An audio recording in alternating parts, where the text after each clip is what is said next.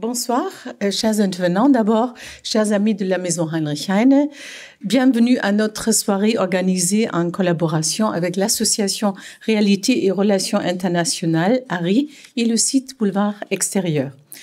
Le thème de ce soir s'intitule « L'inflation en Europe, quel scénario d'avenir, quel remède ?» Après de nombreuses années d'inflation faible ou nulle, l'Europe est confrontée à une brutale hausse des prix et des taux d'intérêt qui affectent tous les secteurs de l'économie. Plus qu'à la guerre d'Ukraine qui a amplifié le phénomène, le retour de l'inflation est dû initialement, selon Olivier Blanchard, ancien économiste en chef du Fonds monétaire international, au plan de relance de 1 900 milliards de dollars décidé par le président Biden en mars 2021.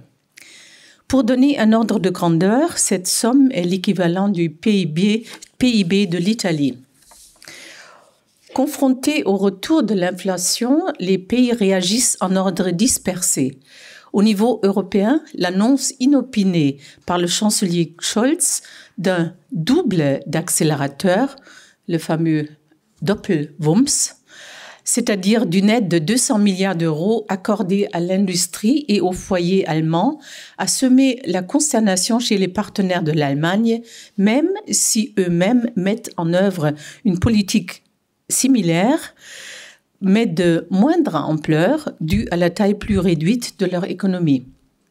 De l'autre côté de l'Atlantique, les nouvelles mesures prises par Joe Biden dans le cadre de sa loi sur la réduction de l'inflation, le Inflation Reduction Act, aux accents nettement protectionnistes, laissent craindre une migration vers les États-Unis des entreprises européennes grosses consommatrices d'énergie et donc une désindustrialisation en Europe. Dans ce contexte plein d'incertitudes, quels sont les différents scénarios d'avenir? De quels instruments dispose la Banque centrale européenne afin de veiller à ce que l'inflation en Europe reste stable et prévisible? Comment répondre aux nouvelles mesures américaines? Pour répondre à ces difficiles questions, nous avons fait appel à des intervenants particulièrement qualifiés. Monsieur Philippe Martin, président délégué du Conseil d'analyse économique, organisme rattaché au service du Premier ministre, doyen de l'École d'affaires publiques de Sciences Po.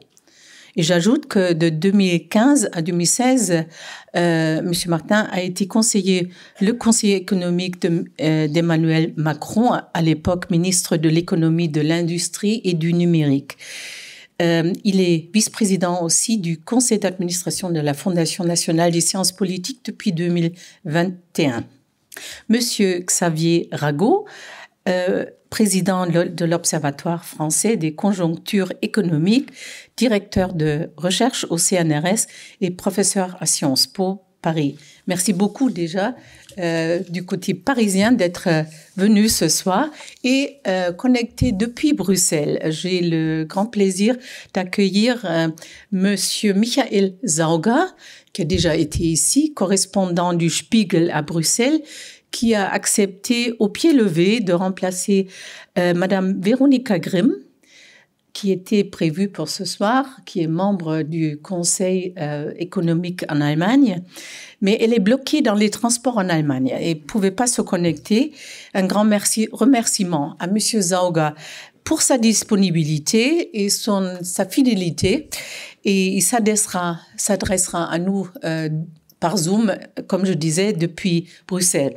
Et notre débat sera animé par David Capitan, professeur de droit public à l'Université Paris 1, Panthéon-Sorbonne, président de l'ARI, et en remerciant encore une fois tous les intervenants chaleureusement d'être venus ce soir, je passe la parole au professeur David Capitan.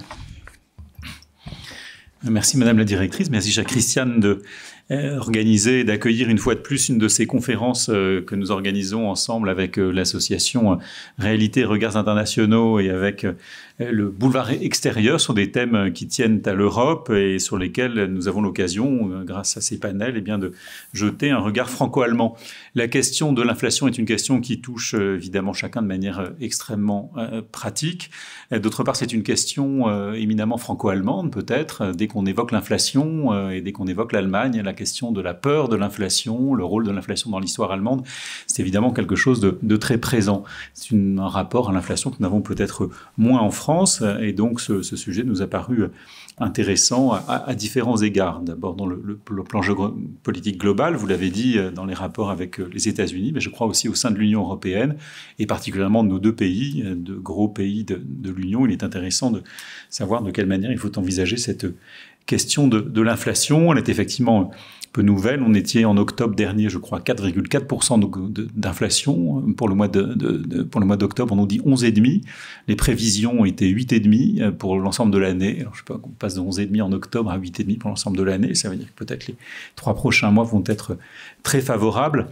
Et puis, de grands déséquilibres, puisque la France a 7,1% d'inflation pour une moyenne de 11,5% en Europe, alors qu'on est à 22,5% en Estonie. Donc, là encore, peut-être des facteurs de difficultés de coexistence, différentes visions des politiques à adopter, et puis surtout différentes façons d'être évidemment confrontés à cette inflation. Alors, je crois que la première des questions, peut-être me tourner vers Philippe Martin dans un premier temps, c'est la question des causes aussi de cette inflation. Comment est-ce qu'il faut l'expliquer? Le grand public auquel j'appartiens, évidemment, voit des facteurs très nombreux. On parle beaucoup de l'énergie avec la guerre en Ukraine. Le Covid a été un facteur de déstabilisation. Déjà auparavant, nous avions organisé des réunions sur les équilibres économiques de l'Europe. On disait les grandes questions qui se posent à nous, c'est de verdir l'économie, c'est de passer à une économie numérique. Et puis le Covid est arrivé. Tout ça, évidemment, fait des déséquilibres nombreux. Les politiques de quantitative easing étaient censées faire de l'inflation et on ne la voyait jamais arriver. C'était un sujet d'interrogation, semble-t-il, pour beaucoup. Aujourd'hui, l'inflation est là, mais alors comment faut-il la rattacher à ces multiples facteurs? Merci et bonsoir à tous. Merci pour cette invitation. Moi, je suis très attaché au débat, en particulier débat franco-allemand sur les questions économiques. Il se trouve que, en plus de ma casquette de président du Conseil d'analyse économique, que je n'ai plus d'ailleurs depuis le 1er septembre, donc c'est très récent, j'étais aussi le président coprésident avec Christopher Schmidt du Conseil franco-allemand d'analyse économique. Donc on a eu beaucoup de ces discussions avec des économistes allemands. Alors, sur les déterminants de l'inflation et de ce qui s'est passé, et c'est vrai, je pense que les économistes doivent être assez modestes, étant donné que on n'avait pas vu venir et on n'avait pas anticipé cette très forte augmentation de l'inflation. Typiquement, on réfléchit à 3 déterminants de l'inflation quand on pense aux causes de l'inflation. Et je vais commencer par ce qui est le plus évident, le plus mécanique, et je terminerai par le troisième déterminant qui est plus discuté et plus difficile aujourd'hui à cibler. Alors le premier, c'est, et vous y avez fait allusion, hein, c'est les questions du côté de l'offre et évidemment de la crise énergétique, mais aussi de ce qui s'est passé sur les chaînes de valeur au niveau mondial en sortie de la crise Covid. Donc ça, c'est la partie assez mécanique et en gros, au moment où l'inflation a vraiment augmenté très fortement en zone euro en particulier, c'était au moins la moitié de l'augmentation du taux d'inflation qui était directement liée à la crise énergétique, à l'augmentation des prix du gaz, et qui a été en effet très fortement renforcée à partir de février avec l'invasion de l'Ukraine par la Russie. C'est assez mécanique et ça se diffuse dans l'économie au-delà des prix de l'énergie, puisque évidemment l'énergie elle est utilisée dans de nombreux secteurs de l'économie. C'est une différence aussi entre la crise inflationniste aux États-Unis et en Europe, puisqu'en Europe, elle a eu cette partie de l'inflation déterminante, elle est plus importante côté offre, augmentation des coûts de production, elle est beaucoup plus importante qu'aux États-Unis. Aux États-Unis, elle est beaucoup plus liée à des facteurs qui sont liés à ceux dont vous faisiez allusion, c'est-à-dire en particulier une relance très forte du côté budgétaire qui a eu un impact sur le marché du travail et sur une surchauffe de l'économie américaine. Donc j'en viens donc justement alors juste sur ce point évidemment, et ça va être important dans notre débat sur les manières de contrer l'inflation, la politique monétaire a du mal à évidemment contrer cette partie de l'inflation, ce déterminant de l'inflation qui est sur les coûts de l'énergie, les coûts des prix alimentaires. Le deuxième déterminant typiquement auquel on réfléchit quand on pense à l'inflation, c'est justement du côté plutôt demande, c'est-à-dire quand il y a une surchauffe de l'économie, et une surchauffe en particulier du marché du travail, et que donc vous avez une augmentation forte des prix, mais aussi et en particulier des salaires sur le marché du travail. Ça, c'est une partie importante aux États-Unis, et en effet, vous avez raison de dire que c'est certainement lié au plan de relance Biden. Ce deuxième point a été en effet assez controversé il y a encore 6 mois, c'est-à-dire qu'il y a eu un débat entre les économistes américains pour savoir à quel point une relance de la demande, par une relance fiscale, allait ou pas générer de l'inflation. Il y avait un certain nombre d'économistes, du côté par exemple de Paul Krugman, disaient on peut faire une relance de la demande très forte, ça ne va pas générer d'inflation. Et d'autres, dont Olivier Blanchard, mais aussi Larry Summers, disaient non, faisons attention parce que si on met énormément de relance budgétaire, et en effet elle a été très forte, alors on va avoir de l'inflation parce que la demande sera trop forte, sera supérieure à l'offre, et donc on va avoir une augmentation des prix des biens, des services et des salaires. Ce débat, dans une certaine mesure, il est tranché. C'est-à-dire il y a eu une incertitude, mais il est tranché. Oui, si on fait une relance fiscale extrêmement forte, on a de l'inflation à la fin, et c'est ce qui s'est passé exactement aux États-Unis.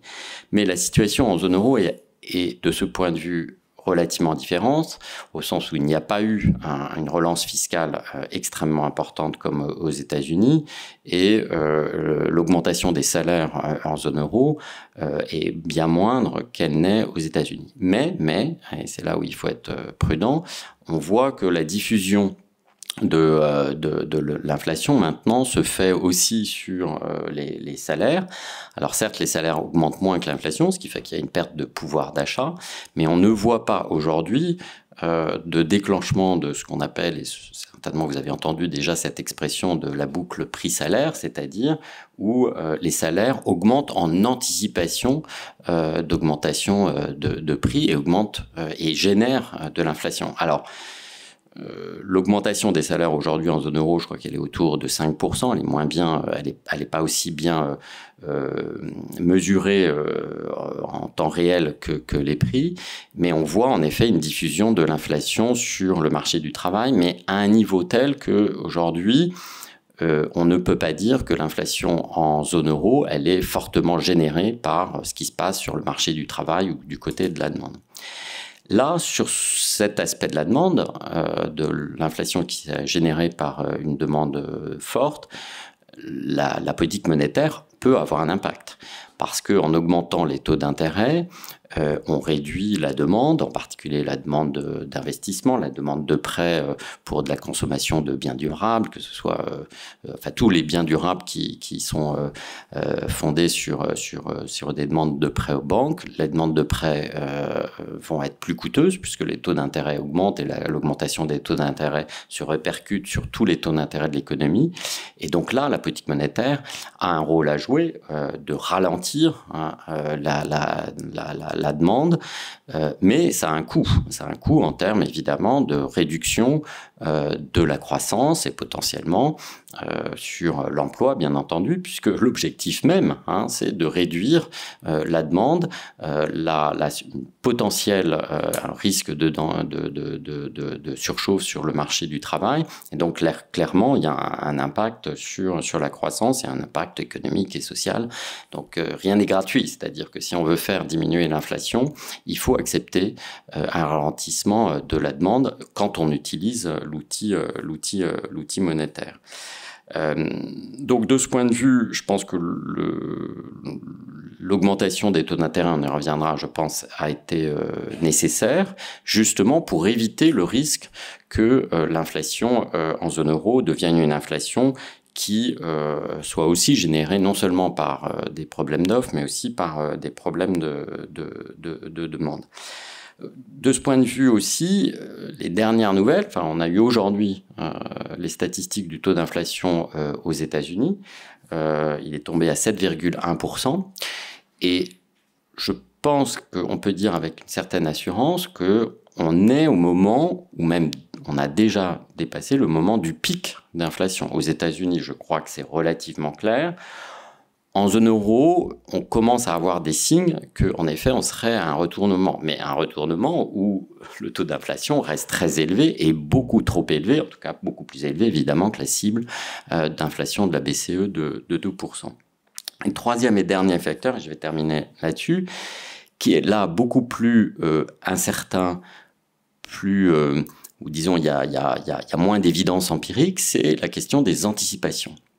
Et elle est extrêmement importante parce que il y a un aspect potentiellement autoréalisateur dans l'inflation, c'est-à-dire que si les salariés, les entreprises anticipent que l'inflation va être élevée dans le futur, évidemment, ce que ça signifie, c'est qu'en tant que salarié, par exemple, les syndicats qui négocient les salaires, ils vont demander des salaires plus élevés.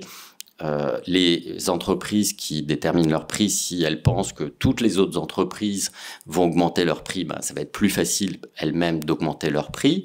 Et donc, on peut avoir en effet une augmentation de l'inflation qui est liée simplement au fait que vous anticipez une augmentation de l'inflation. Et donc, il y a un aspect potentiellement autoréalisateur qui est dangereux, qui est risqué, évidemment, pour la dynamique d'inflation.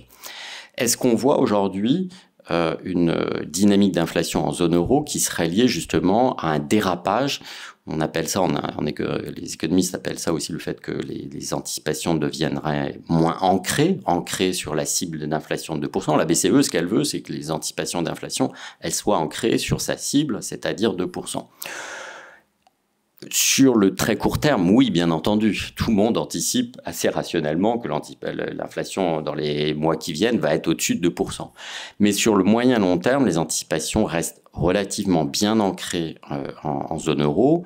Alors pas à 2%, plutôt à 3%. Donc c'est pas ce qu'on veut, mais en tout cas, il n'y a pas aujourd'hui de risque très fort de dérapage inflationniste à moyen terme. Donc, mais c'est important au sens où il faut comprendre la stratégie de la BCE comme justement essayer d'éliminer ce risque qui serait un risque où les anticipations d'inflation conduiraient à des augmentations de salaires très fortes, qui conduiraient à des augmentations de prix et qui généreraient une dynamique d'inflation auto-suffisante dans une certaine mesure. Donc, pour le moment, on ne le voit pas, mais je pense que la BCE a raison d'avoir une politique monétaire plus restrictive pour bien dire aux différents acteurs, que ce soit les entreprises, les salariés, les syndicats, qu'elle garde cette cible d'inflation à 2% pour permettre que l'inflation puisse être réduite. Alors pas immédiatement, parce que si on avait voulu réduire à 2% l'inflation très rapidement, mais il aurait fallu, puisque les prix de l'énergie ont tous augmenté très fortement, il aurait fallu que tous les autres prix, et en particulier des salaires, baissent très fortement. Et là, ça aurait été extrêmement récessionniste. Donc la BCE a accepté, et à mon avis a raison, une inflation au moins momentanée au-dessus de 2%. Mais elle a raison aussi d'envoyer un message fort qui est de dire il y a un risque de désancrage des anticipations, et pour contrer ce risque, il faut qu'on envoie des signaux forts, et c'est en particulier évidemment l'augmentation des taux d'intérêt, pour que justement les anticipations d'inflation à moyen terme restent ancrées à 2%.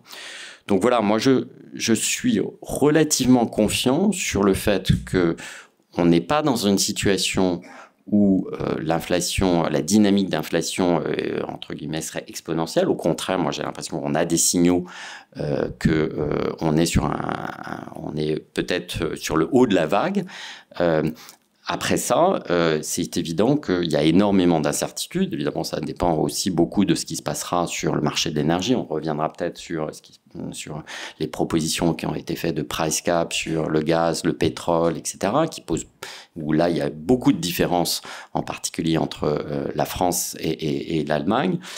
Mais aujourd'hui, je pense que la BCE a raison d'augmenter ce taux d'intérêt. Elle a raison de le faire avec prudence, parce qu'en freinant trop fortement, on pourrait aussi générer une récession extrêmement forte. L'inflation elle-même, hein, le fait que les prix de l'énergie augmentent fortement, c'est aussi un choc négatif de demande, hein, on le voit bien. En gros, c'est un choc de 3 points de PIB. Hein. On est plus pauvre de 3% de notre revenu, simplement parce qu'on fait un chèque, on fait un transfert au reste du monde en payant plus cher notre énergie. Et ça, on le voit tous, ça signifie une perte de pouvoir d'achat. Cette perte de pouvoir d'achat, elle a un impact aussi négatif sur la demande. Donc, de manière un peu endogène, la source du choc d'inflation, qui reste très fortement énergétique, elle va avoir un impact aussi sur, et on le voit déjà dans les chiffres de la croissance, sur la croissance, et donc pour empêcher une surchauffe de la demande. Voilà, je vais m'arrêter là. Après, je pense que on reviendra aussi sur la manière dont les gouvernements, hein, en utilisation de l'instrument fiscal, on réagit. Mais je voulais juste donner un petit peu cette image des différents déterminants de ce qui s'est passé.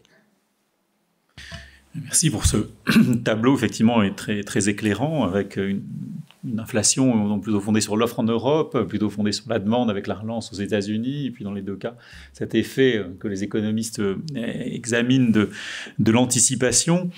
Alors, je voudrais me tourner vers Michael Sauga, qui est donc à Bruxelles pour le Spiegel, et qui voit peut-être un petit peu la manière dont les différents pays ont des positions qu'il s'agit de concilier au niveau européen. Au sein de l'Union européenne particulièrement, on a des situations qui sont extrêmement différentes, avec des inflations qui sont variées, on l'a dit, mais aussi avec des situations budgétaires qui sont très, très différentes. L'inflation, quand on est très endetté, finalement, c'est une façon de faire baisser le montant de la dette qu'on a contractée. Alors, des pays comme l'Allemagne, qui sont plutôt avec des taux d'endettement plus bas, est-ce qu'ils auraient finalement moins d'intérêt à laisser filer l'inflation, puisqu'elle a un coût en termes de croissance? Est-ce qu'ils doivent préférer la croissance à l'inflation? Est-ce que d'autres pays, au contraire très endettés, préféreraient l'inflation à la croissance? Est-ce que c'est des questions sur lesquelles on peut voir apparaître des déséquilibres à la fois politiques ou techniques?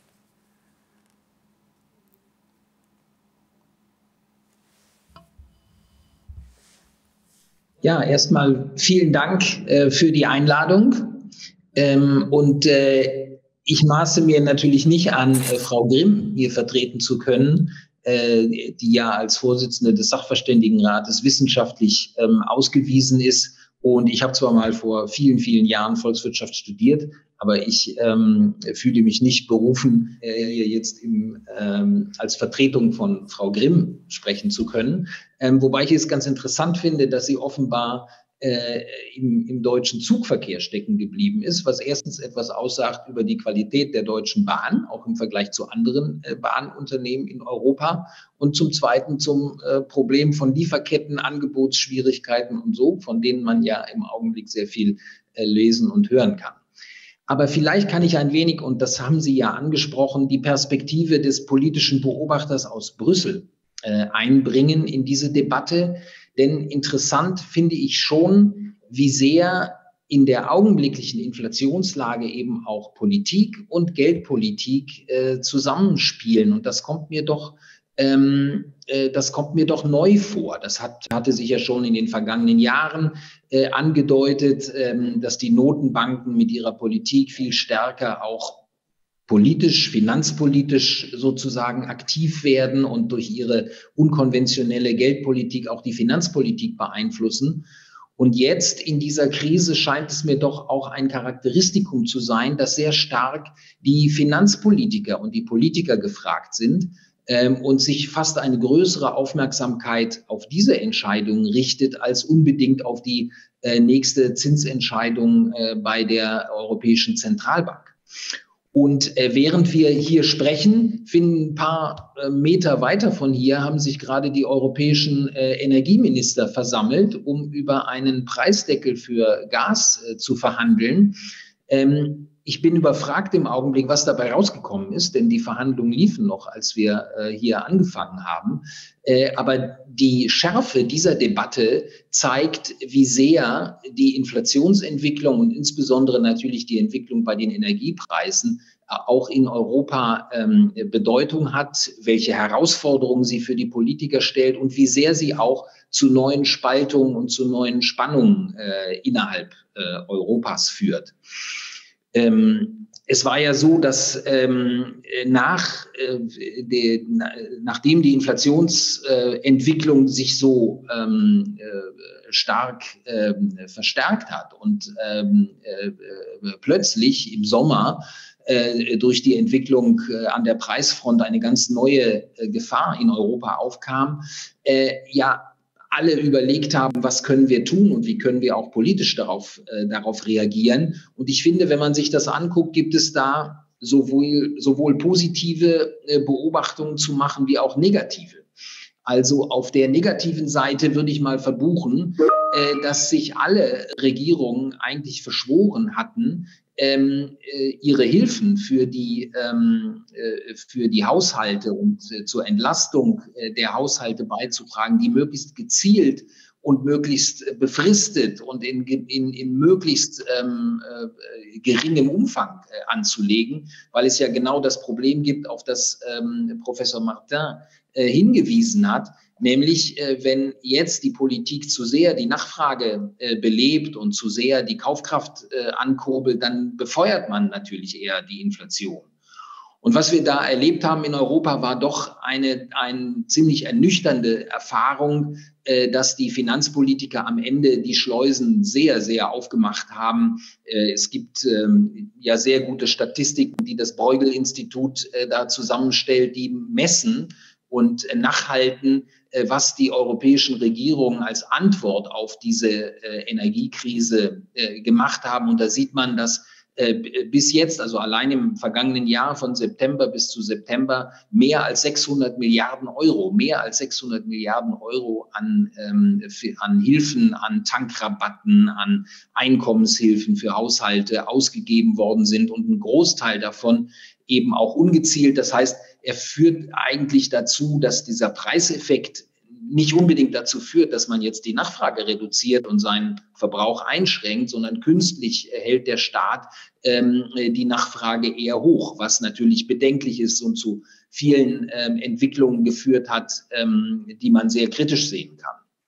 Das ist das eine, was ich sagen würde, was eher negativ mir aufgefallen ist. Auf der anderen Seite sieht man, dass manche Dinge nach wie vor doch in Europa auch noch ganz gut funktionieren, zum Beispiel auch in Deutschland. Es wird ja viel darüber geredet, dass das deutsche Geschäftsmodell durch den Ukraine-Krieg und die Entwicklung auf den Energiemärkten massiv gestört wird und am Boden liegt. Aber die Antwort, die die deutsche Industrie und die Gewerkschaften auf diesen Inflationsschock gegeben haben, der ist doch, finde ich, sehr ermutigend. Also die Tarifabschlüsse in diesem Jahr sind eher dafür geeignet, gerade keine Lohnpreisspirale auszulösen und diese sogenannten Zweitrundeneffekte zu verstärken, sondern sie führen eher dazu, dass die Nachfrage da reduziert wird. Sie liegen eher unterhalb des Inflationsanstiegs. Sie werden natürlich dazu führen, dass sich die Einkommensentwicklung zum Teil verstärkt. Aber auch da hat dieses Sozialpartnermodell in Deutschland wieder funktioniert, weil der Staat eben doch in sehr großem Umfang auch Steuervorteile jetzt vergeben hat für die Tarifparteien, um zu niedrigen Abschlüssen zu kommen. Und man kann schon jetzt sehen, dass das durchaus Erfolge zeitigt. Also die Inflationsprognosen auch für Deutschland sind ähnlich wie im ganzen Euroraum, aber eben auch in Deutschland jetzt gehen eher nach unten. Also im Augenblick hat man das Gefühl, dass es vielleicht die Inflation nicht ganz so hoch werden wird im nächsten Jahr, wie man das bisher in diesem Jahr geschätzt hat. Und wenn das so kommt, wäre das auch diesen Reaktionen zu verdanken. Und der dritte Punkt, den ich nennen möchte, ist, dass die Politik natürlich herausgefordert wird, so stark wie, glaube ich, in den vergangenen Jahren nicht mehr über die Angebotsseite nachzudenken. Wenn es denn stimmt, was die Ökonomen sagen, dass es sich bei dieser Inflation um eine Angebotskrise handelt, dann muss die Politik ja doch sich überlegen, was können wir da tun? Was können wir tun, um die Energiepreise in den Griff zu bekommen, aber auch das Angebot an Energie in Europa zu erhöhen? Wie können wir die Energiewende beschleunigen, um mehr erneuerbare Energien ans Netz zu bekommen und auch um stärker unabhängig von Russland zu werden? Und auch, was können wir tun, um Investitionen anzuregen, um in dem Wettlauf, den dieser Inflation Reduction Act jetzt aus Amerika bringt, es ist ja eine kleine skurrile und bizarre Wolte, dass dieses Gesetz ausgerechnet mit dem Terminus Inflationsbekämpfung verbunden wird. Aber er bedeutet auf jeden Fall eine Herausforderung auch für Europa und eine Frage, wie man in dieser Situation eben das Angebot stärken kann. Und diese Herausforderung wird sich in Europa in den nächsten Wochen und Monaten ergeben. Also schon in dieser Woche auf dem bevorstehenden Gipfel wird man über dieses Thema reden. Und es wird neue Debatten geben über die Frage, ob man einen weiteren Fonds auflegt, auch über die Frage, ob man das Subventionsregime in Europa verändert, ob man es dem amerikanischen System annähern kann, ob man es schaffen kann, vergleichbare Bedingungen, Investitionsbedingungen für europäische Unternehmen zu schaffen. Und diese Fragen beschäftigen Europa jetzt sehr stark. Und dabei spielt eben doch eine große Rolle, dass dieses Inflationsthema im Hintergrund eben immer virulent ist und für die Politiker die Gefahr besteht, dass man sozusagen eine Angebotspolitik im Blick hat, aber am Ende dann eben doch Nachfragepolitik betreibt und dadurch die Dinge vielleicht schlimmer macht. Dabei möchte ich es erstmal bewenden lassen. Vielen Dank. Merci pour présenter ces mécanismes clairs. Est-ce que des réponses en termes de demande sont de nature à être les bonnes réponses quand on a une inflation fondée sur l'offre? Je vais me tourner maintenant vers Xavier Rago pour lui donner la parole. Il a certainement, après ce qui a été dit, beaucoup de réactions. Mais moi, c'est peut-être une question aussi, c'est de savoir quelles sont justement les bonnes politiques qu'il s'agit de mener. Et est-ce que surtout on peut mettre en évidence des différences de réaction entre les pays de l'Union européenne, en tout cas des risques de divergence auxquels il faut prendre garde? Tout à fait, bonjour, merci pour l'invitation. Et quelques éléments de réflexion. Élargir la focale avant de répondre à votre question plus précisément sur les politiques adaptées. Le choc inflationniste, finalement, c'est le petit bout de la lorgnette de la restructuration des économies européennes et capitalistes mondiales. 3 chocs. Le choc Covid, on le sait. Et le choc Covid, on dit qu'il y a eu un plan Biden à investissement, mais le vrai choc international du Covid, c'est que tous les États du monde ont décidé de socialiser le marché du travail en finançant par dette publique les salaires alors qu'ils fermaient l'économie. C'est ça le choc principal. Il faut se méfier de l'illusion rétrospective. C'est-à-dire que oui, aujourd'hui, on en a trop fait pendant la période Covid. Je pense qu'on est d'accord là-dessus, on en a trop fait, même en France. On en a trop fait. Je vais vous donner un exemple. Mais on ne savait pas à l'époque. On ne savait pas, c'est la première fois qu'on ferme le monde et qu'on a une chute du PIB de 30%. La chute la plus importante qu'on ait connue. La précédente, c'était la crise en mai 68, et c'était une chute du PIB de 5% en mai 68. Là, c'est 30% sur un trimestre. Donc, l'État dit, bon, je ferme le marché, je vous donne de l'argent par dette publique. Les gens, ils ont plein d'argent, ils ne consomment pas, parce qu'ils ont peur de consommer. Ils sortent de la période de crise avec un taux d'épargne colossal. Aujourd'hui, en France, il y a à peu près 180 milliards d'épargne excédentaire avant la période Covid. C'est-à-dire que si jamais les ménages français commençaient à consommer cette surépargne, il y aurait 12-13% d'inflation, voire 14%. C'est colossal. Et si vous regardez dans le petit débat des conjoncturistes entre l'INSEE, etc., c'est qu'on ne sait pas trop ce que vont faire les Français de cette épargne-là. C'est bizarre, les Français, ils épargnent vachement. Alors, c'est concentré sur les 20% les plus riches. Mais les 20% les plus riches en France, c'est les gens qui gagnent plus de 3 000 € net par mois. Ouais. Parce qu'on parle des 20% les plus riches, on a l'impression que c'est Arnaud. Non, c'est les gens qui gagnent plus de 3 000 € net par mois. Donc, c'est la classe moyenne supérieure, les 20% les plus riches. Donc, ils ont beaucoup d'épargne et on ne savait pas ce qu'ils vont en faire. En Europe, ils l'épargnent. Aux États-Unis, ils le consomment. Ce qui fait ce choc d'un excès de demande et d'un excès de consommation qui fait à peu près la moitié de l'inflation américaine. En tant qu'économiste, moi, si vous me demandez ce qu'il faut faire, mais j'ai aucun succès avec les politiques, ni avec l'opinion publique. Mais qu'est-ce qu'il faut faire aujourd'hui? Il faut taxer cette surépargne, parce que c'est l'argent que l'État a donné par dette publique. Taxons cette épargne pour réduire la dette publique, et comme ça, on évitera un choc inflationniste et on désendettera les États. J'ai pas beaucoup de succès avec ça. Il y a que peut-être Thomas Piketty qui m'écoute, bon, mais ça, c'est un autre sujet. Bien, point 1. Donc, intrusion massive des États dans la socialisation du marché du travail. Point 2, parce qu'on parle de choc d'offres, mais il y a une guerre aux frontières de l'Europe. Il y a un État agressif qui fait une guerre à l'Ukraine, qui utilise ses ressources propres qui sont le pétrole, on a réussi à faire un embargo, le gaz, et qui essaie de faire un embargo sur les matières premières, les matières cérales, sur la transition du fret maritime au départ de l'Ukraine, pour déstabiliser les démocraties occidentales en jouant sur les prix relatifs. C'est ça le vrai sujet. On dit un choc d'offres, mais en fait, c'est l'intrusion du politique qui essaie de déstabiliser les classes moyennes occidentales et de jouer sur les divergences. Et on sait que c'est éminemment stratégique. Deuxième choc, c'est le choc, bien sûr, de Poutine. Troisième choc qu'on sous-estime, c'est l'invasion du Capitole. C'est ça le vrai choc américain. Et on voit les États-Unis qui ont maintenant un seul objectif, c'est tout pour la classe moyenne américaine. Pas la classe moyenne française, pas la classe moyenne chinoise, c'est la classe moyenne américaine. Et s'il faut de l'inflation pour la classe moyenne américaine, il y aura de l'inflation pour la classe moyenne américaine. S'il faut des tarifs douaniers et une démondialisation pour la classe moyenne américaine, ils le feront et c'est ce qu'ils font. Donc le troisième choc, c'est le tournant protectionniste des États-Unis qui va changer complètement l'inflation internationale. Ces trois chocs sont une politisation de l'économie.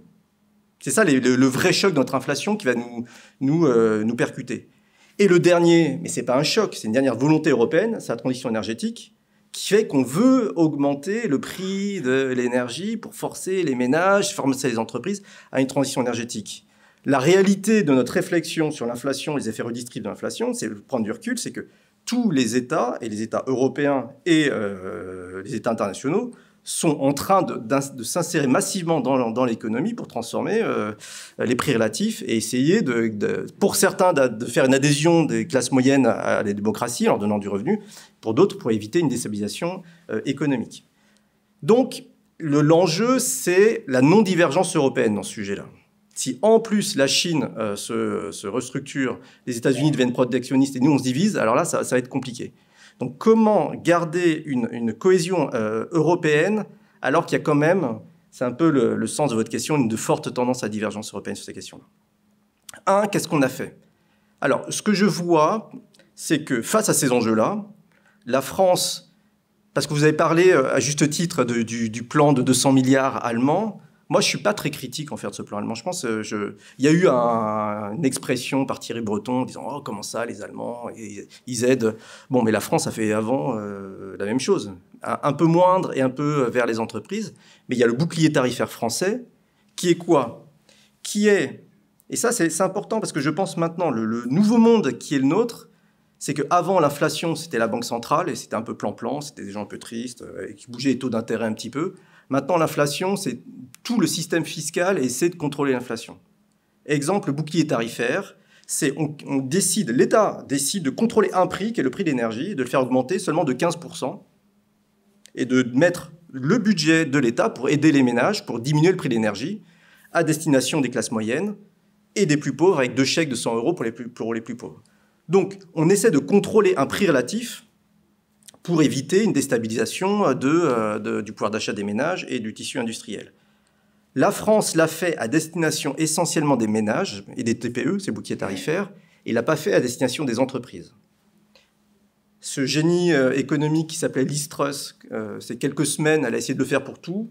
Elle a fait un peu n'importe comment, c'était une catastrophe économique, parce qu'elle faisait ça en même temps qu'une baisse d'impôts sur les plus riches, et les marchés ont dit c'est n'importe quoi comme politique économique. pouvez pas aider aussi massivement avec le budget public alors que l'Angleterre va si mal, l'économie, et je pense que les marchés avaient raison, et donc il y a une orientation nouvelle à la politique économique en Angleterre. Mais ce qui s'est fait en France de manière plus mesurée, et ce qui se fait en Allemagne de manière plus mesurée aussi, parce que c'est 200 milliards, c'est pluriannuel. Et puis moi, ce que j'ai vu aussi dans le débat franco-allemand, c'est assez marrant, hein, c'est que, en fait, les Français, ils annoncent un montant, 30 milliards, il y a 50 milliards qui est dépensé, on est toujours plus. Les Allemands, ils annoncent 200 milliards, et puis il n'y a que 150 milliards qui est dépensé. Si vous regardez les dépenses Covid, c'est très marrant la différence entre les annonces et les décaissements. Il y a un biais, donc je suppose que les décaissements allemands seront inférieurs aux 200 milliards. Néanmoins, il y a un petit sujet qui est la chose suivante. C'est vrai que si l'Allemagne aide trop de manière manifeste les entreprises, il y a une distorsion de la concurrence entre les entreprises allemandes et les autres entreprises. Ça, je le dis, c'est dur à expliquer aux Allemands, parce que les Allemands, ils ont peu de dette publique, parce qu'ils ont bien géré leur dette publique. Ils ont fait plein de choses. L'histoire économique allemande, je peux en parler pendant très longtemps. Et ils ont quand même fait une modération salariale pendant 20 ans, et donc ils ont redressé à coup d'une modération salariale très importante. Donc, ils ont une dette publique très faible. Comment reprocher aux parlementaires allemands d'aider les entreprises allemandes ? Enfin, il faut vraiment du temps et de l'explication pour montrer que même pour les Allemands eux-mêmes, l'intérêt général de l'Europe et aussi l'intérêt des Allemands pour conserver un tissu productif en France, en Italie du Nord, dans les pays du Nord, bien sûr, mais assez plus simple, pour permettre à la puissance industrielle européenne de s'opposer face à la puissance d'autres zones en train de se construire. Donc ce qui est en jeu, je pense, un mauvais débat de critiquer l'égoïsme allemand, parce que c'est pas de l'égoïsme allemand, c'est 200 milliards. C'est une réponse rapide, brutale à un problème allemand, et c'est normal, le budget allemand, il est payé par les contribuables allemands pour aider les Allemands. Mais néanmoins, dans le cas des traités européens, de penser un petit peu plus aux externalités pour éviter de déstabiliser les industries des autres pays. Ça doit être fait en bonne intelligence, avec des arbitrages. On peut parler de différents outils qui permettraient d'aller trop loin dans la distorsion. Mais ce qu'on voit, c'est que cette divergence d'inflation qu'on essaie de compenser avec les outils budgétaires mettent les gouvernements et donc le débat démocratique au premier plan de la discussion d'évolution de l'inflation.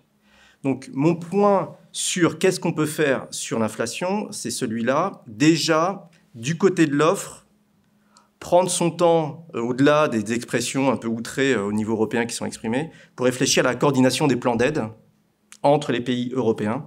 Si possible, il y a deux niveaux possibles. Soit faire un endettement européen additionnel pour faire des plans d'aide, comme on a fait avec Next Generation EU. C'est un peu la position française. Personnellement, j'y crois pas, parce que c'est trop ambitieux en termes de coordination. De recréer un volet supplémentaire d'endettement européen. Moi, je suis pour à titre français, parce que je suis très français, mais je sais que tout le monde n'est pas français en Europe, donc je pense que ça ne sert à rien de mettre la barre aussi haut. Donc, ne serait-ce que de faire une coordination pour laisser à l'Italie, par exemple, un peu d'espace fiscal pour aider son tissu productif face au choc énergétique, on peut le faire dans le cadre des traités actuels, avec une bonne intelligence au sein du Conseil. Point 1, coordination. Point 2, au niveau des ménages. Donc là, j'ai parlé des entreprises pour éviter qu'il y ait une déstabilisation face au choc inflationniste. Du côté des ménages, aussi la même chose. Je ne crois pas trop à un plan européen, mais reconnaître qu'il y a besoin, de plans pour aider les ménages à lutter contre l'inflation, avec la bonne intelligence qui est la nôtre et qui est très difficile, c'est qu'on veut aider les ménages, mais en même temps, on ne veut pas financer la consommation d'énergie fossile. Pour deux raisons. Un, parce que ça peut faire augmenter les prix indirectement, ça bénéficie aux producteurs. Les plus grands producteurs internationaux sont les États-Unis et puis, entre autres, les pays du Maghreb pour le pétrole. Et donc, il ne faut pas trop subventionner les énergies fossiles pour des raisons géopolitiques, mais aussi, bien sûr, pour des raisons de transition énergétique. Donc, ces deux contraintes, il faut aider les ménages. Donc, aider les ménages les plus pauvres à faire des économies d'énergie et à aider à consommer. Le point sur les ménages, je trouve qui est un peu absent même dans le débat français, c'est que ce qui compte, et je le pense vraiment, mais c'est un débat compliqué, c'est les ménages les plus pauvres, c'est vrai, mais c'est aussi la classe moyenne inférieure. Il ne faut pas se concentrer juste sur les ménages les plus pauvres. Quand on voit la réalité du système redistributif, on voit qu'il y a la classe moyenne inférieure, qu'il n'y a pas d'aide, qui sont les travailleurs pauvres, ils sont un peu plus au SMIC, etc. Donc il faut penser les aides face au choc inflationniste d'une manière très continue et ne pas se concentrer à juste titre sur les ménages les plus pauvres, mais aussi sur l'ensemble de la population. Si maintenant, pour aider ces ménages les plus pauvres, il faut une hausse des salaires un peu plus importante que ce qui est prévu pour lutter contre l'inflation, faisons-le. Enfin, le but de l'économie, c'est pas de minimiser l'inflation, hein, c'est de maximiser le bien-être. Hein. D'accord. Enfin, donc si jamais, dans le débat européen, on doit atteindre 3-4% d'inflation pendant 3-4 ans pour permettre des hausses de salaire qui évitent une baisse de pouvoir d'achat des travailleurs, il faut le faire. Hein. C'est ça l'enjeu. Et cet enjeu que je verbalise ici, je pense qu'il est débattu et il est pensé au sein du Conseil des gouverneurs de la Banque centrale. C'est-à-dire qu'il n'y a pas d'urgence à lutter contre l'inflation en créant une récession, en créant des baisses de revenus pour les ménages les plus pauvres avec des hausses des taux qui seraient dangereux pour les ménages les plus pauvres. Donc, on est sur le fil du rasoir. Moi, ce que je trouve fascinant en tant qu'économiste, et c'est ce que j'ai essayé de dire ici, je conclurai là-dessus, c'est que on est obligé d'avoir de manière assez profonde des éléments d'économie politique maintenant pour penser des choses aussi neutres que le taux d'inflation, etc. De penser les effets de répartition entre les groupes sociaux, entre les pays. Et on n'est qu'au début, je pense, d'une réflexion des outils de politique économique pour intégrer des arguments d'économie politique. Ce qui a été dit par M. Zauger, c'est est-ce qu'il faut, par exemple, copier le plan de réduction américain en Europe? Est-ce que l'Europe doit être protectionniste? C'est ça le vrai enjeu. Et là, s'il faut l'être au coup d'avoir un petit peu plus d'inflation et pour aider le tissu productif européen, peut-être on peut en parler. Donc aller très vite sur la taxe carbone aux frontières, qui a un argument écologique, mais aussi des arguments aussi de protection du tissu productif européen. Si c'est bien pensé, on le sait bien. Hein, faut pas, je ne le répéterai pas dans tous les cadres, hein, mais je le pense quand même. Voilà, donc l'enjeu, c'est de repenser les outils de politique économique pour intégrer des éléments d'économie politique interne entre les groupes sociaux et entre les pays. Et je pense que ça va dans le sens de plus d'inflation, de 3-4%. Mais il faudra du temps pour que toutes les opinions publiques se rendent compte que c'est peut-être un mal nécessaire, parce que c'est un mal, mais nécessaire. Mais on va dans un monde modérément inflationniste, je pense, en sortie de crise. Merci là encore pour cette extension, effectivement, du champ d'observation de ces mécanismes et puis surtout des éléments sur la façon dont, au niveau de l'Union européenne, il serait possible de réagir avec peut-être un endettement commun pour aider les entreprises et puis des éléments que vous avez évoqués sur la question des ménages. Peut-être un rapide second tour pour donner à chacun la possibilité de réagir sur ce qui a été dit. On tourne de nouveau vers Philippe Martin. Moi, j'ai une question qui me reste encore, c'est est-ce que les politiques de long terme dont on nous parle, qui est celle du verdissement de l'économie et de la digitalisation de l'économie, sont aussi des éléments qui devrait faire coûter les choses plus chères, c'est-à-dire du côté de l'offre, renchérir. Et donc, est-ce que ce sont des éléments qui, sur le long terme, indépendamment de la crise du Covid ou des plans de relance qu'on peut mettre en évidence ici et là, sur le long terme, poussent vers une inflation, un petit peu celle que vous évoquiez aussi, ou pas?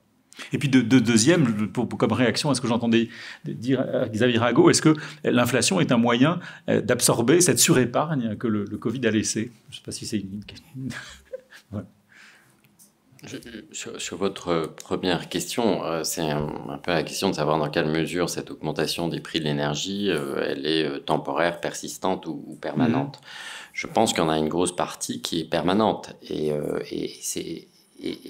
elle doit être permanente, en effet, parce que on sait que l'augmentation des prix de l'énergie, en particulier de toutes les énergies qui émettent du CO2, c'est une manière de réduire la consommation et donc les émissions de CO2. Quand on regarde ce qui s'est passé, la manière dont les industries et les consommateurs ont réagi à l'augmentation des prix de l'énergie, on le voit, il y a eu une baisse de la consommation d'énergie et qui est directement en lien avec l'augmentation des prix. Alors certes, les discours politiques sur le fait qu'il faut réduire notre consommation d'énergie ont eu un impact, mais je crois, et il se trouve que je travaille sur ce sujet sur les entreprises françaises, oui, le signal prix est important pour réduire notre consommation d'énergie qui émettent du CO2. Regardez ce qui s'est passé en Allemagne, moins 15% de consommation de gaz dans l'industrie allemande, l'industrie allemande, la production d'industrie a baissé de 2%. En France, moins 12% de consommation de gaz de l'industrie française. La production manufacturière française n'a pas bougé. Donc, il y a des marges de manœuvre de baisse de la consommation, et en particulier des consommations de gaz, pétrole, etc., qui émettent du CO2. Et donc, le signal prix est important. Donc, si on croit au signal prix, ben, ça veut dire qu'il faut que le prix des énergies qui émettent du CO2 reste élevé. Donc, il ne va pas y avoir... Alors, évidemment, quand le prix du gaz atteint 250, voire 300 euros du mégawattheure, on ne restera pas sur ces prix, mais on ne reviendra pas à 20 euros du mégawattheure du gaz. Ça, c'est clair. Et on ne doit pas revenir à 20 euros du mégawattheure. Donc, ça, c'est le premier point. Et le deuxième point, et là, c'est en lien avec ce que disait Xavier Rago, c'est un peu d'inflation, et peut-être 2, 3, 4% d'inflation, ça permet justement une augmentation des prix, de certains prix, en particulier des prix de l'énergie qui émettent beaucoup de CO2, peut-être à 5-10%, parce qu'il faut que ces énergies coûtent plus cher pour faire la transition climatique. Si vous avez des prix qui augmentent de certains prix, et qui sont une grosse partie de l'indice des prix à la consommation, tels que 5 ou 10%, eh bien, oui, ça signifie que si on voulait vraiment 2% d'inflation, il faut que d'autres prix baissent fortement. Et ça va être très difficile à faire. Donc, mettre un peu d'inflation, ça permet à certains prix relatifs d'augmenter, en particulier les prix des énergies carbonées. Et on va avoir besoin de ça. On va avoir besoin, dans la transition climatique, de changements de prix relatifs, en particulier des prix donc des énergies carbonées. Et cette augmentation des prix de l'énergie carbonée, qui va être forte, qui doit être forte pour faire la transition, elle peut pas être compensée parfaitement par une baisse des prix des services, des biens. Et donc, je pense qu'un peu d'inflation aide aussi à la transition climatique. Alors, je tourne nouveau vers Michael Soga. Est-ce que vous partagez ces points de vue? Est-ce qu'il vous semble pouvoir être partagé en Allemagne comme en France? Also, wo ich Herrn Martin auf jeden Fall recht gebe und was auch die deutsche Debatte natürlich stark bestimmt ist, doch das Bewusstsein, dass in dieser Krise eben doch auch eine Chance liegt, und zwar nämlich die für den Klimawandel. Und es ist ja so, dass die Investitionen in eine grüne Wirtschaft und in eine klimagerechte Wirtschaft gleichzeitig dazu dient, uns unabhängiger von Russland und von russischer Energie zu machen. Und das ist, glaube ich, eine große Chance für die europäische Wirtschaft insgesamt. Und auch für die Absicht, den Green Deal voranzutreiben und Europa eben zum Vorbild, auch zum Vorreiter für eine klimagerechte, klimaneutrale und grüne Wirtschaft zu machen. Und das ist vielleicht wirklich auch die Chance, die in dieser Krise auch liegen kann. Aber lassen Sie mich gerade auch aus deutscher Perspektive nochmal sagen, ich fand jetzt, dass die deutsche Regierung ein bisschen zu gut hier wegkommt heute Abend, weil wenn man sich die Debatten hier in Brüssel anguckt, dann sind die Deutschen sehr stark unter Beschuss in diesen ganzen Fragen. Und ich muss sagen, auch als deutscher Beobachter doch zum Teil auch gerechtfertigt, weil in der Reaktion auf diese Krise kam doch eine gewisse Arroganz zum Ausdruck und das Gefühl, dass man mit sehr dicken Taschen, also mit sehr viel Geld, durch Europa laufen kann und dann aber doch vor allen Dingen sehr stark die eigenen Interessen bedient. Und gut, das machen alle in Europa, alle folgen ihren eigenen Interessen. Aber die Art und Weise, wie zum Beispiel der deutsche Bundeskanzler da seinen Doppelwumms angekündigt hat am Tag, als der Gipfel tagte, niemand vorher etwas wusste, kein europäischer Regierungschef wurde darüber informiert. Das hat doch große Verwunderung ausgelöst, vor allen Dingen, weil zuvor hier die Politiker in Europa unterwegs waren und gesagt haben, wir dürfen jetzt nicht zu viel Geld ausgeben, sondern wir müssen gucken, dass wir die Mittel zielgerichtet einsetzen und möglichst nur die Bedürftigen und die Mittelklassen bedienen, aber nicht breit einfach das Geld über die ganze Wirtschaft ausstreuen. Und dann erfindet der Bundeskanzler einfach mal so 200 Milliarden, die an Schulden aufgenommen werden. Und das in einer Debatte, wo Deutschland über Jahre immer darauf gedrängt hat, dass man doch bitte auf solide Finanzen achten soll. Also das kam hier nicht gut an. Und genauso wenig kam gut an die Art und Weise, wie Deutschland im Sommer den Gaspreis nach oben getrieben hat. Weil die Deutschen natürlich besondere Ausfälle zu verkraften hatten durch den Ausfall der russischen Lieferungen. Und dann hat man eben doch in sehr großem Umfang und ohne richtig auf die Marktbedingungen zu achten, gekauft gegen die Interessen und auch gegen die Wünsche und Bedenken aus anderen Ländern, über die sich die deutschen Einkäufer einfach hinweggesetzt haben. Und das hat wesentlich dazu beigetragen, den Preis im Sommer sehr stark in die Höhe zu treiben. Und die Debatten, die wir anschließend erlebt haben über diesen Gaspreisdeckel, die haben sehr viel mit der Verärgerung und mit dem Unmut zu tun, den das in anderen Ländern ausgelöst hat. Und das war auch ein Punkt, wo die deutsche Regierung einfach nicht so richtig verstanden hat, warum andere Länder das nur ganz schwer verkraften können, wenn der Gaspreis über Monate oder über Wochen, wie es im Sommer war, über 200, über 250, über 300 Euro liegt. Das war der zweite Punkt, der großen Unmut erregt hat. Und der dritte Punkt, den ich nennen möchte, das ist auch eine gewisse Enttäuschung über die Performance der Ampelregierung in Berlin, wo man die ja antrat als eine Regierung, die Neues machen wollte, die neue Dynamik auch in Europa auslösen wollte, eine Fortschrittsregierung sein wollte und wo man dachte, da wird jetzt ein neuer Anfang gemacht nach den langen Jahren der Großen Koalition, wo sich Sozialdemokraten und Konservative in Deutschland sehr lange lahmgelegt haben und viele Dinge liegen geblieben sind.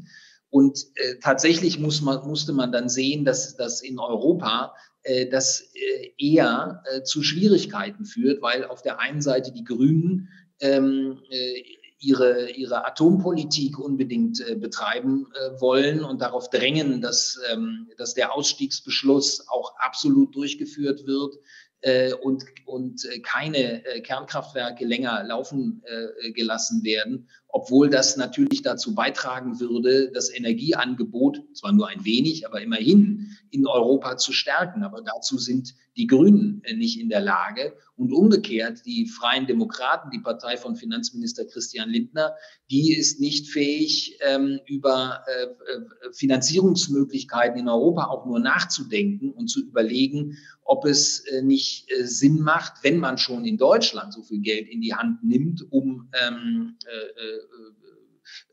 diesen Schock zu kontern, ob man nicht dann auch überlegen muss, wie man Europa in die Lage versetzen kann, etwas Ähnliches zu tun, vielleicht ein bisschen was Gezielteres und Überlegteres als in Deutschland. Aber da gibt es einfach eine gewisse Denkblockade im deutschen Finanzministerium, die jetzt allerdings auch zu einem europäischen Problem wird. Und ich möchte hier nicht zu sehr und zu lange über die deutsche Innenpolitik reden, aber es gibt doch in Deutschland eine gewisse Enttäuschung, dass aus der groß angekündigten Zeitenwende, die der Bundeskanzler ja zu Recht nach dem russischen Einmarsch angekündigt hat und versprochen hat, doch eher wenig geworden ist.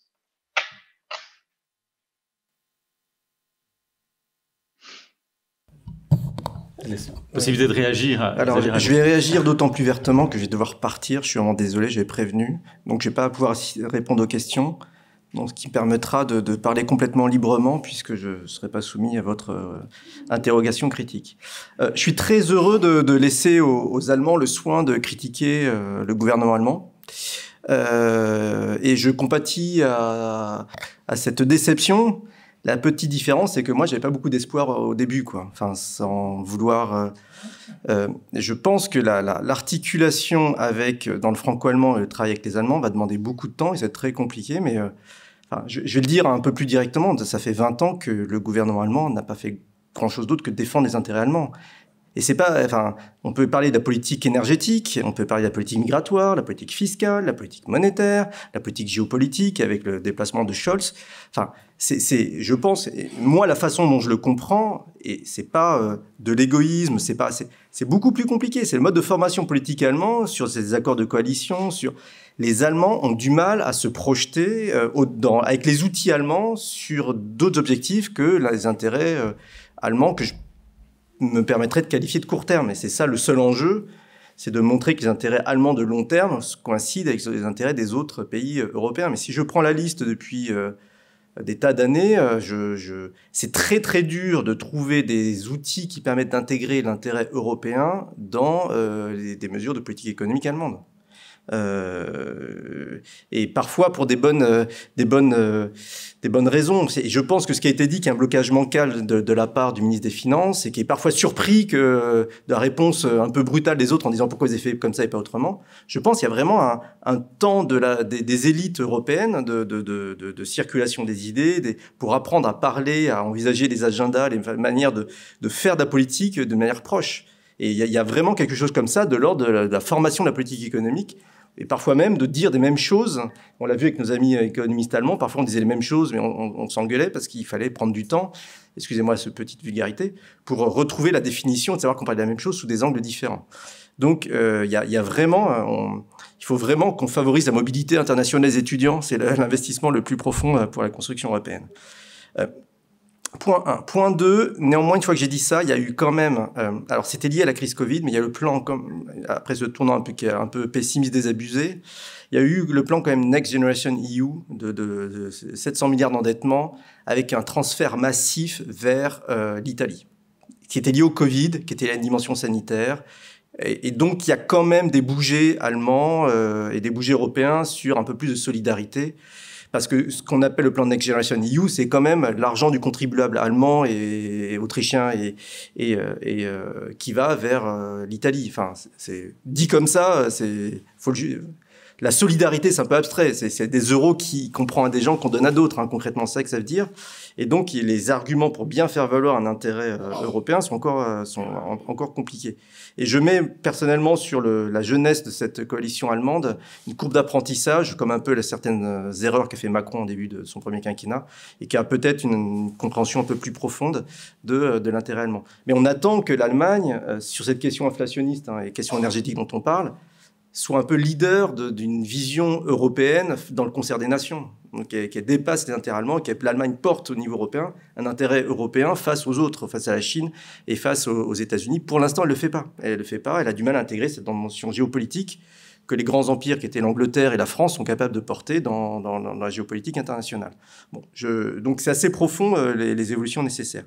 Sur les outils qu'on a pour gérer l'inflation, qui est quand même le niveau de débat qu'on a aujourd'hui, je pense que ce qui a été dit est juste par Philippe Martin, avec un délai, le pic inflationniste est quand même probablement derrière nous. Il sera derrière nous. Il sera probablement au premier trimestre 2023. Donc, on sait qu'il est bientôt et qu'après, le niveau d'inflation va se stabiliser. Et ça va, je pense, détendre beaucoup de discussions européennes, parce qu'on a peur d'un emballement de l'inflation, mais il n'y aura pas d'emballement de l'inflation. Et donc, je pense que le débat européen va aller sur d'autres dimensions, qui sont des dimensions, commerciales, avec vraiment l'accord Inflation Reduction Act de Biden. Ça va distordre considérablement les prix relatifs. Et dès que l'industrie, un prix d'énergie bien plus faible aux États-Unis, ça va attirer beaucoup de producteurs qui réexporteront sur le marché européen. Et ça, c'est un vrai problème. Il faudra lutter contre ça. Donc, je pense que il faut absorber le choc dans l'opinion publique en faisant plus de dettes. Donc, il ne faut pas qu'il y ait des restrictions sur les endettements pour trouver des outils pour soutenir les opinions publiques, pour atteindre encore quelques trimestres, avant de rentrer dans le dur, qui seront la dimension commerciale, les accords commerciaux en train de se construire. Et ce qu'a dit Olivier Blanchard du FMI, gérer la démondialisation en train de se construire. On rentre dans une phase de démondialisation, Et il faut qu'elle soit portée par les États-Unis. C'est ça le tournant américain. Il faut qu'elle soit la moins antagoniste possible et il ne faut pas que l'Europe se sacrifie en intérêt général qui serait anachronique. C'est la fin du multilatéralisme. Donc, il faut gérer la démondialisation dans un sens intelligent. Voilà, ce qui me permet de partir en évitant vos questions. Seraient nombreuses, parce qu'effectivement, la difficulté des démocraties à gérer le court terme, je ne suis pas absolument certain que ce soit une des caractéristiques particulières de l'Allemagne. Mais enfin, simplement, les attentes sur l'Allemagne, effectivement, sont importantes parce qu'elle a su bien gérer un certain nombre de choses. Bien, je crois qu'à ce point, nous avons fait déjà le tour de questions extrêmement nombreuses sur ce point de vue de l'inflation, mais pour être certain d'avoir absolument répondu à toutes les attentes du public, nous pouvons peut-être prendre 2 questions et donc on va en prendre pas plus de 2. Donc, professeur Ménudier, monsieur.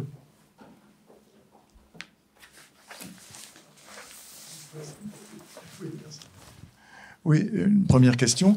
L'augmentation du taux d'intérêt a effectivement un impact sur la macroéconomie, mais en l'occurrence, ça serait surtout sur les grosses dépenses des consommateurs, c'est-à-dire l'immobilier, les voitures. Et ce ne sont pas des secteurs qui sont touchés par l'inflation. C'est le gaz, l'énergie, les transports et surtout l'alimentaire. Donc ça, c'est une première quelque chose que je voudrais expliquer.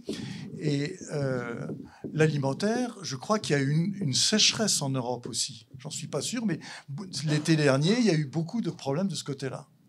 Est-ce que ça joue aussi sur les prix? Et dernière question, est-ce qu'on ne peut pas dire que ces 10 dernières années, au niveau mondial, en Europe, aux États-Unis, on était proche du plein emploi et que potentiellement, l'inflation n'a rien de surprenant, quoi. Voilà les petites questions.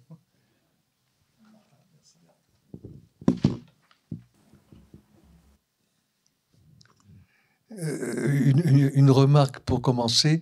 Je suis toujours surpris quand on parle de plein emploi de trouver que le chiffre du plein emploi en France est extraordinaire. Le taux de chômage en France est 2 fois plus élevé qu'en Allemagne. C'est quand même une donnée importante. Mais la question que je voulais vous poser, quel est le jugement que vous portez sur l'action de la Commission européenne face à la crise actuelle? Vous avez beaucoup parlé de la BCE, mais que fait la Commission? Alors voilà, je crois que chacun a entendu les questions et peut se sentir libre de répondre à l'une plutôt qu'à l'autre. Moi, je peux peut-être répondre sur la première question. Oui, vous avez raison, et je crois que je l'avais dit, hein, dans les déterminants de l'inflation, vous avez l'aspect énergétique et alimentaire sur lequel la BCE ne peut pas grand-chose. Bon, on pourrait imaginer que si la BCE et la Fed faisaient une très forte augmentation des taux d'intérêt avec une récession mondiale, il y aurait un impact sur les prix de l'énergie, mais directement, en tout cas, non, il n'y aura pas d'effet de l'augmentation des taux d'intérêt sur le coût de l'énergie. Et donc, c'est sur les autres composantes de l'inflation, les prix des services, le prix des biens et indirectement sur le marché du travail et les salaires que la politique monétaire peut avoir un impact. Et donc, c'est bien la difficulté qu'a la BCE aujourd'hui, qui est que son instrument, c'est un instrument qui a un effet sur une partie de l'inflation qui est aujourd'hui pas celle qui est la plus prégnante. Sauf que quand même, quand vous regardez ce qu'on appelle le taux d'inflation sous-jacent, c'est-à-dire justement quand on enlève l'énergie, l'alimentation, il est autour de 4%, c'est-à-dire qu'il est au-dessus de la cible d'inflation. Donc voilà, et c'est une manière de dire aussi que, et Xavier Rago y faisait allusion, c'est une des raisons pour lesquelles on utilise l'outil budgétaire pour contrer l'inflation. Normalement, les macroéconomistes disent on utilise l'outil monétaire pour contrer l'inflation et l'outil budgétaire, c'est plus pour les questions de soutenabilité de la dette, de dépenses publiques, etc. Là, on est à front renversé, c'est-à-dire que la politique monétaire est pas extrêmement efficace puisque, comme vous le dites, l'inflation ne vient pas fondamentalement d'une question de demande, en tout cas en Europe. Proviso ce que j'ai dit quand même, qu'il faut faire attention que justement il n'y ait pas trop de contagion. Et donc c'est pour ça qu'on utilise beaucoup l'outil budgétaire, mais qui a un coût. Le coût, c'est un coût budgétaire, évidemment, hein, on augmente les dettes. Deuxièmement, il y a un coût d'efficience au sens où en faisant tous ces rabais, on ne donne pas le bon signal prix. puisque on fait diminuer les prix de l'énergie, alors qu'on voudrait inciter à consommer moins. Et troisièmement, il y a même un problème avec l'utilisation de cet outil budgétaire, c'est-à-dire que c'est un outil très peu ciblé sur les ménages qui en ont le plus besoin. C'est-à-dire qu'aujourd'hui, quand vous faites des rabais sur l'essence, en fait, en euros, ça bénéficie davantage aux ménages les plus aisés et pas tant que ça aux ménages ceux qui sont les plus impactés, qui ne sont pas toujours les plus pauvres, parce qu'on sait que ça dépend évidemment de là où vous êtes localisé, de l'équipement que vous avez, si vous avez une voiture, un chauffage au fioul, etc., etc.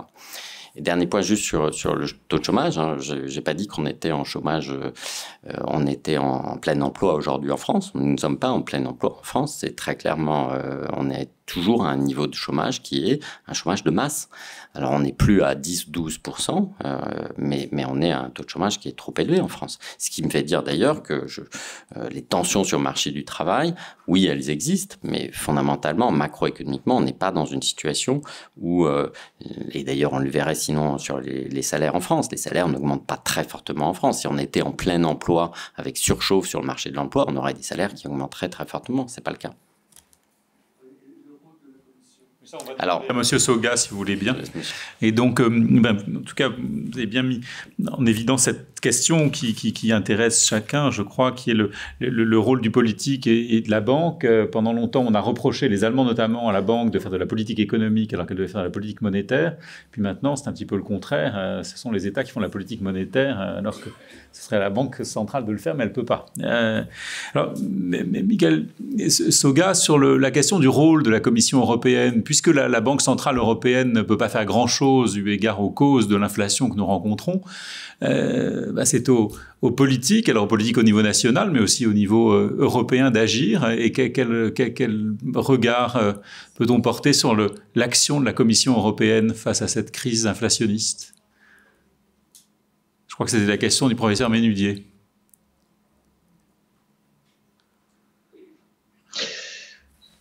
Ja,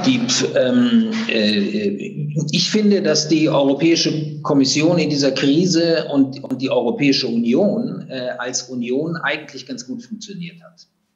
Man muss mal sehen, was doch in den vergangenen Monaten passiert ist, und zwar doch mit einer ziemlichen Einigkeit. Man hat 8 Sanktionspakete geschnürt, gemeinsam gegen Russland. Jetzt wird gerade über das 9.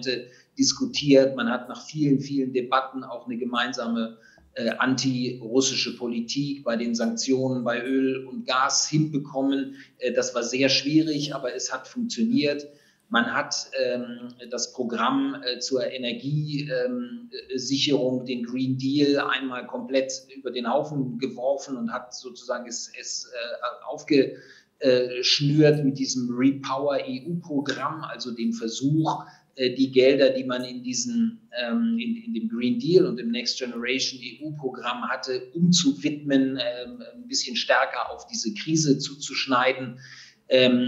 Und man hat in demselben Zeitraum auch noch diesen sehr, sehr schwierigen Konflikt mit Ungarn ausgetragen, um den Rechtsstaatsmechanismus und die Kürzung der Mittel wegen der Rechtsstaatsverstöße in Ungarn, und hat es da geschafft, auch halbwegs jedenfalls, den Laden zusammenzuhalten und die Europäische Union zusammenzuhalten. Und das ist, finde ich, doch eine ganz gute Bilanz und eine ganz gute Leistung in dieser ja wirklich außerordentlichen Krise. Und jetzt aber wird es nochmal zusätzlich schwer, weil man sieht eben doch, dass jetzt die Spannungen und die Konflikte in Europa sich wirklich verschärfen, und diese Debatte um diesen Gaspreisdeckel und um den Versuch, die Gaspreise in den Griff zu bekommen, zeigt ja die ganze Krisenhaftigkeit und Zuspitzung dort jetzt der Interessengegensätze und der unterschiedlichen Ansätze der europäischen Länder.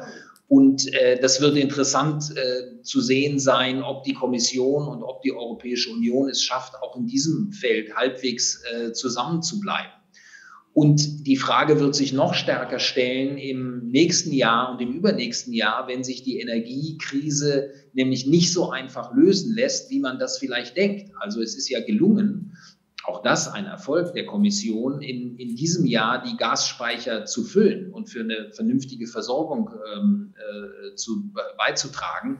Aber dazu hat zu einem erheblichen Teil immer noch russisches Gas beigetragen, was man bis zum Sommer noch bekommen hat. Im nächsten Jahr aber geht man hier in Brüssel davon aus, dass es überhaupt kein Gas aus Russland mehr kommen wird. Und dann wird es mindestens genauso schwierig für den nächsten Winter Vorsorge zu treffen wie für diesen.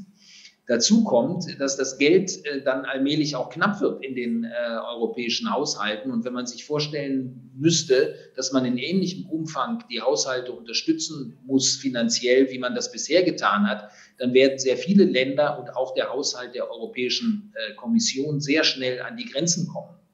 Dazu kommt ja, dass die Inflation auch die europäischen Finanzen selber trifft. Also der Euro, der in den europäischen Haushalten liegt, wird ja auch immer weniger wert.